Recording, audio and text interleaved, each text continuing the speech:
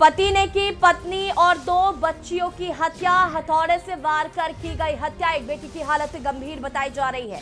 बता दें कि आरोपी पति को पत्नी के चरित्र पर शक था, जिसकी वजह से उसने पत्नी की भी हत्या की, साथ ही साथ 2 बच्चियों की भी हत्या कर दी। शिकारपुर बाराखामा निवासी पति सईद को गिरफ्तार कर लिया गया है और आपको बता दें कि एक बेटी की हालत नाजुक बताई जा रही है। बुलंदशहर से आपको एक खबर बता रहे हैं, जहां पर पति ने पत्नी और 2 बच्चों की हत्या की, हथौड़े से वार कर की हत्या और एक बेटी की हालत गंभीर बताई जा रही है, जैसे अस्पताल में भर्ती कराया गया है, जहां पर उसका उपचार चल रहा है। आरोपी पति को पत्नी के चरित्र पर शक था, पत्नी के चरित्र पर शक था, उसके बाद पत्नी की भी हत्या की और 2 बच्चियों की भी हत्या की। और हम लगातार इस खबर पर बने हुए हैं कि आखिर उत्तर प्रदेश में अपराध थम क्यों नहीं रहा है, लगातार अपराध क्यों बढ़ता चला जा रहा है, अपराधियों के हौसले बुलंद कैसे हैं, कहां से उनको इतनी छूट मिल रही है, इतनी हिम्मत कहां से आ रही है अपराधियों को, किन लोगों का संरक्षण प्राप्त होता है अपराधियों को, कौन है वो लोग जो अंदर ही अंदर सिस्टम को खोखला कर रहे हैं। और आज जो उत्तर प्रदेश का सपना हमारे मुख्यमंत्री योगी आदित्यनाथ देख रहे हैं, उसको पलीता लगाते हुए नजर आ रहे हैं ये प्रशासन, ये अधिकारी। आपको बता दी बुलंदशहर से खबर, जहां पर आरोपी पति को पत्नी के चरित्र पर शक था, उसने हथौड़े से वार कर पत्नी की हत्या कर दी, 2 बच्चियों की हत्या करने की कोशिश की, जिसमें एक बच्ची की मौत हो गई और एक बच्ची की हालत गंभीर बताई जा रही है।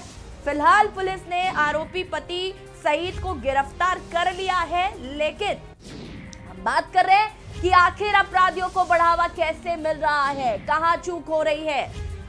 शिकारपुर बाराखामा निवासी पति सईद को गिरफ्तार कर लिया गया है। बड़ी खबर हम आपको बुलंदशहर से बता रहे हैं, जहां पर पति ने की पत्नी और 2 बच्चियों की हत्या, हथौड़े से वार कर की हत्या, एक बेटी की हालत गंभीर बताई जा रही है। आरोपी पति को पत्नी के चरित्र पर शक था।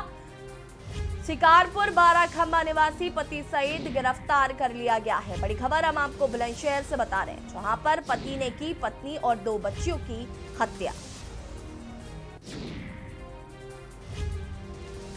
और इसी खबर पर हमारे साथ बुलंदशहर से अनिल मीणा भी जुड़ चुके हैं। अनिल, क्या कुछ जानकारी है इस मामले को लेकर?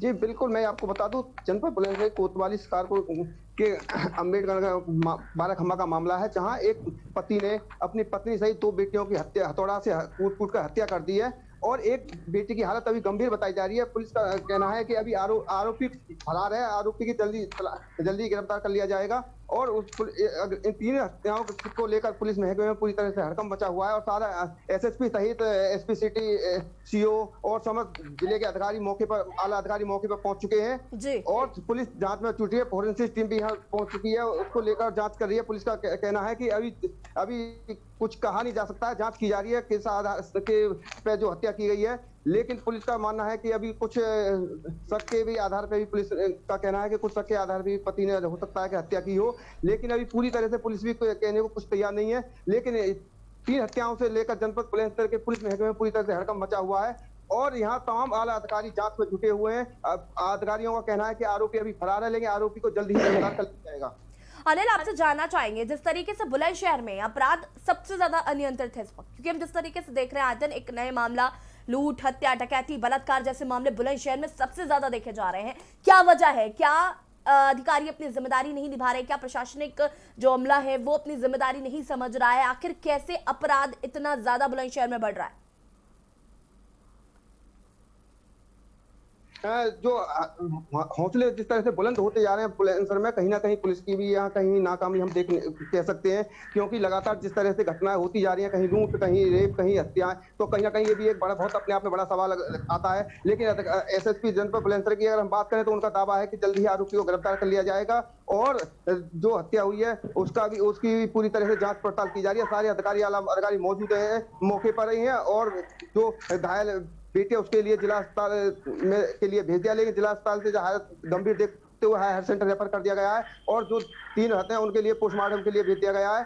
तो कहीं ना कहीं यहाँ अगर जनपद बुलंदशहर में बात करें, जिस तरह से लगातार केस दिन पर दिन बढ़ते जा रहे हैं, तो कहीं ना कहीं एक अपने आप में बहुत बड़ा सवाल करता है कि कहीं ना कहीं पुलिस की भी नाकामी हमें देखने को मिल सकती है।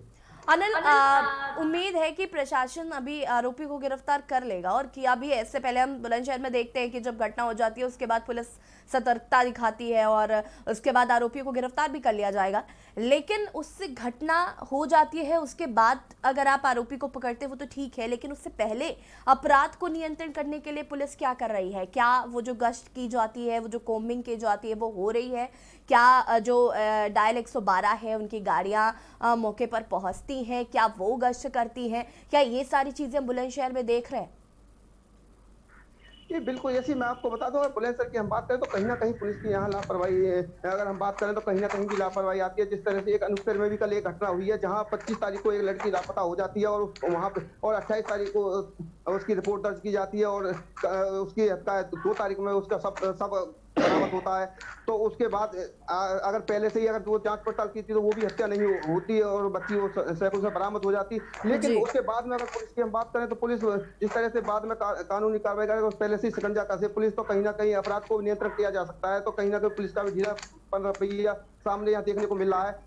लेकिन यहाँ यहाँ अगर हम यहाँ बात करें तो पुलिस की अगर यहाँ हम बात करें तो यहाँ ऐसा पुलिस की लापरवाही सामने दिखाई नहीं दे रही है, क्योंकि ये एक पारिवारिक मामला है। पारिवारिक मामले में पति ने अपनी पत्नी सहित 2 बेटियों की हत्या की है। एक बेटी की अभी हालत नाजुक है। तो यहाँ हम कह सकते हैं पुलिस ने हालांकि तीनों शवों को पोस्टमार्टम के लिए भेज दिया। एक की हालत गंभीर देखते हुए उसे हायर सेंटर के लिए रेफर कर दिया है। एसएसपी सहित एसपी सिटी, एसपी देहात, सीओ शिकारपुर और तमाम कई थानों की पुलिस फोर्स यहाँ मौके पर बिल्कुल, पहुंच चुकी बिल्कुल है अनिल, और जहाँ कहीं पे ना दूसरी है कहीं फोर्सेज ये भी। देखना होगा कि क्या कुछ निकल कर इस मामले में भी सामने आता है। फिलहाल आप सभी का बहुत बहुत शुक्रिया तमाम जानकारी देने के लिए। आपको बता दें कि जिस तरीके से उत्तर प्रदेश में अपराध अनियंत्रण हो रहा है, लगातार अपराधी के हौसले जो हैं वो बुलंद होते हुए नजर आ रहे हैं। राजधानी लखनऊ तक को नहीं बख्शा जा रहा। राजधानी लखनऊ में लूट करोड़ों की हुई, चोरी हुई, उसके बाद हत्याकांड पे के 2 मामले हमने सामने देखे। जिस तरीके से लगातार अपराध बढ़ता जा रहा है, अगर हम मुख्यमंत्री योगी आदित्यनाथ की बात करें तो उनकी मंशा एकदम साफ है और वो लगातार इस बात को कहते हैं कि उत्तर प्रदेश में अपराध कम होगा, नियंत्रण में होगा। लेकिन हम लगातार बात करें कि जो नीचे का सिस्टम है वो कहीं ना कहीं बहुत ज्यादा खोखला होता हुआ नजर आ रहा है, जिसकी वजह से अपराधियों के हौसले इतने बुलंद हैं। फिलहाल बुलेटिन में